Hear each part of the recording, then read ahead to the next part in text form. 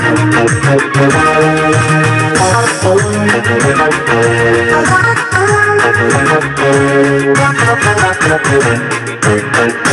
لله وحده والصلاة والسلام على من لا نبي بعده. waxaan halkan kusoo gudbinayaa ama aan ku duubayaa maasal ku dhigeedu yahay calanyo oo aan ugu talagalay qiimaha iyo qaayaha uu qof kasto muwaadin u leeyahay calankiisu khaasatan Soomaali weyn gaar ahaan tumirada barakeysan ee Soomaaliland.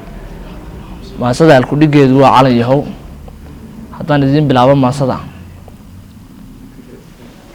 in xajiinta hoosiyo dhulka xaab ku yaalo barxabaalu hooyatay inna xaadir ku tahay calanyo xabiibkii xiradaada weeye xornimada u taagno inta geesi xor yahay dhiig xalaalo oo diran xubnihiisu qubayaan xanaflaha waxdiidiyo xorriyada nin kula nacab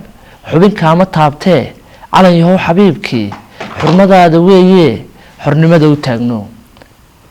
inta xoogsi kula nool iyagoon xabaal gelin adiga xurmayntiyo xushmad iyo karaamada xaragada u siiyee calanyo xabiibkii xuruuftaada weeye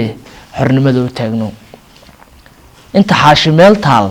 qalinkuna dul xulan halabuurna xalan waa lagu xaraashmiye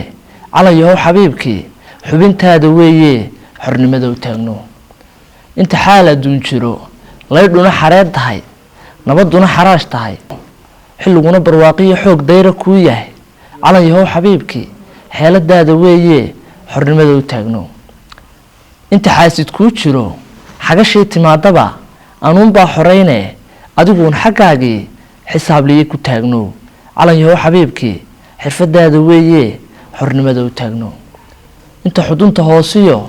kugu taalo xidigtani xagtinaanba ayniyo xabad lagugu soo ganay anaa kaa xijaabee calanyo xabiibkii xusulkaaga weeye xornimada u taagno inta xinaha guudkuna qallaylaanu wali xigan adna xarigu soo ahay nacabkaaga xayntii asal kuma xarootida calanyo xabiibkii xilligaagu weeye xornimada u taagno inta xuur badweyntana ku dul xoomaysoo dhan adna waad ka xulantee in samaanta ku xidhan dhayal lagu xaraashay xeer kaaga dhigeene calanyo xabiibkii aduunbaa xaggayge xornimada u taagno maasadii calanyo intaas ay ku egtahay. Assalaamu calaykum waraxmatullaahi wabarakaatu.